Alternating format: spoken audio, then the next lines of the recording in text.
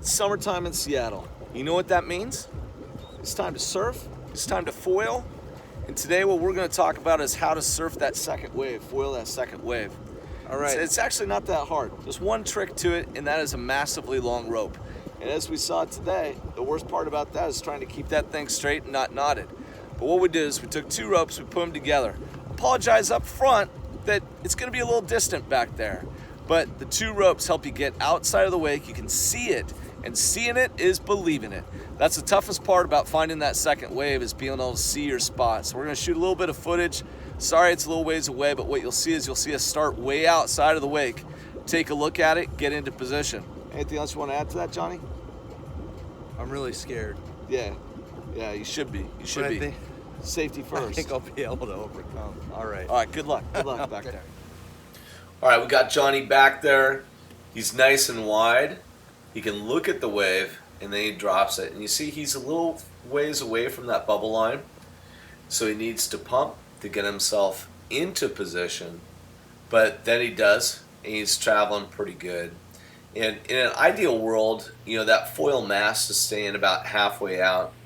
See, John here is doing a couple pumps. He's moving towards the bubble line. I'm going to talk a lot about the bubble line as we go through these videos, because it's a nice visual indicator of where the power in the wave is, and then you can improvise from there.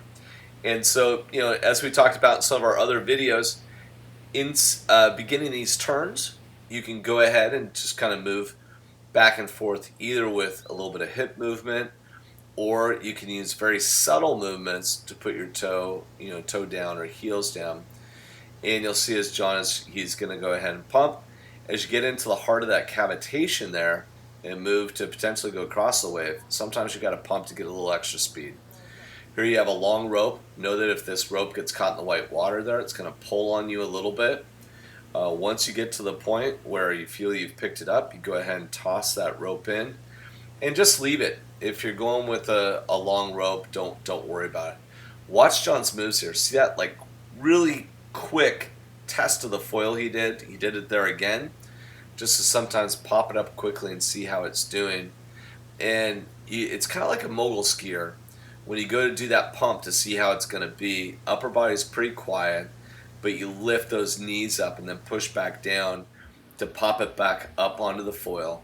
And here you see John, feeling nice and loose, right around that bubble line, plenty of power in the wave, getting a nice turn sensation. And this is why it's so awesome to foil, because you have that height to play with and just a real smooth experience. All right, so now I'm going to head back there. I got double length rope. Going to go far outside, take a look at the wave, maybe second wave, maybe third. And you can use the same approach as far as you want to go back. Like if you want third wave, fourth wave, just get longer and longer rope, look at it. And we might even try to do a transfer today.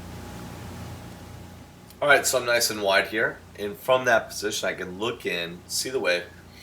In this case, I'm going to do the second wave. But you'll notice I start to very safely coil in that rope to pull myself into the power socket, and then I throw it away from myself. So there's no way I'm going to fall and kind of wrap that around myself or the foil. Again, I'll come back to it. The bubble line. Look at I'm basically right on it here. And you can slide back beyond it towards where the wave is starting to have a little bit of white cap. But just know you eventually kind of want to race back, and every once in a while you get too much speed coming into that white area. You need to do a turn back towards the back side of the wave. But this bubble line, I know here when you're looking at this video from this angle, it looks really straightforward. But believe me, when you're out there on the foil, it's a little less straightforward. Here we got lucky, super smooth water. And this is always nice because finding the wave is so much easier than when it's actually rough out. You gotta do a few things. Now here we're gonna do a wave transfer from the second wave to the first wave. You're gonna see I'm gonna tell the boat to stop power. All right, get ready. Stop power. I run Hammer up. it. Hammer Driver it. hits it. Here we go. We got it. We got And it. bring it back in. Now usually I pull the rope in. I just did that there because the rope was getting kind of close to my head. I didn't pull on it or anything. That was really cool. But super fun, cool trick. Really enjoyable. Really reliant in terms of your driver, making sure he knows what he's going to do.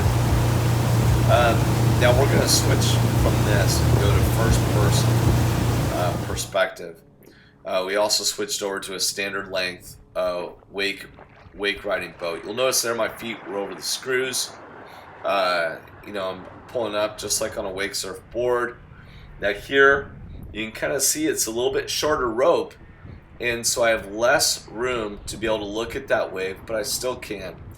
And so what I'm doing here is just trying to get a feel. There's the bubble line from my perspective. You'll notice that I can't really tell where the rest of the wave is. It's not like there's this massive lump out there like when you're wake surfing. If you look forward to that first wave, that white water tells you where it is. Here, when you're up in this perspective, we're looking right at the bubble line, just a little bit to the left.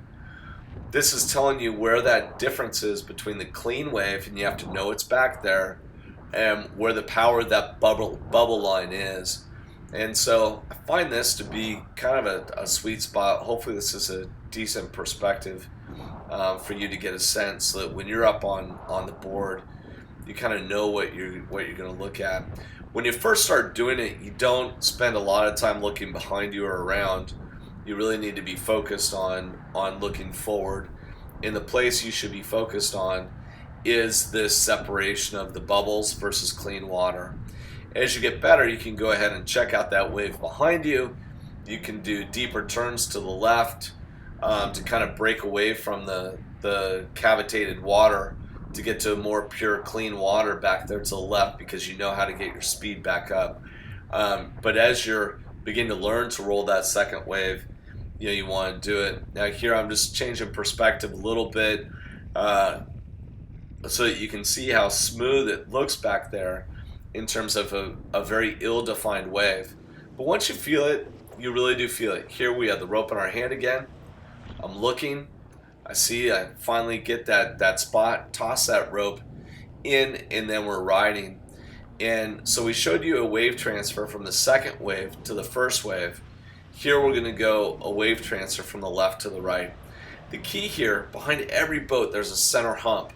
It's going to get a little jiggy with the camera, I apologize for that. But we make a run up towards the boat. We're in the front of this little hump right here. The key is to stay to the left, and then guess what? You're riding Heelys now. So a good reason why you should be practicing your Heelside riding, both for wake surfing and for wakefoiling, is that every once in a while you need to use it. And on a wave transfer from left to right, you're now riding heel. Now notice the bubble line here. Now, when you're going Heelside, you even have less visual indicators where the wave is. And so the bubble line is absolutely critical. I'm rolling right on it here. There's one other trick that I'll tell you about going Heelside. This is whether you're wake surfing or whether you're wakefoiling.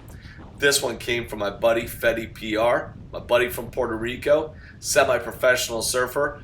When you're going Heelside, sometimes it helps to get both hands forward. And that just keeps your shoulder driving towards the boat. Here we are, long rope again. Notice the feet over the foil. I can actually begin to stand up as soon as I put tension into that line. We're going to break this down slow-mo here in a second. Here it is. So slow-mo. Notice my hand hardly really holding onto the rope. It's not a tight grip. It's a loose grip. It's rough water here. So you're looking at the difference between the second wave and the third wave. Third wave is over here to the right. Pretty ill-defined because a lot of side chop is coming in. That second one looks pretty good. So I'm going to take big loops, big safe loops that are towards the center of the wake. So if something goes wrong, as it can on a foil, and I begin to fall, I know that I can always easily release it from my right hand and safely dive away without getting the rope wrapped around me. It always amazes me how many people, whether we're wakefoiling or wake surfing, coil this rope and potentially get their fingers caught. So nice wide loops. Your right hand is holding it in a way that can release very quickly. I'm pulling myself into the power spot on this wave where I can see the bubble line. Go ahead and toss that rope and have a great time foiling it. And I hope all these tips are helpful for you. Please follow us, subscribe to our channel on YouTube, follow us on Instagram, and if there's anything we can do for you, please leave a comment and we'll get back to you. One last point here. Just one more note on that second wave when you're back there.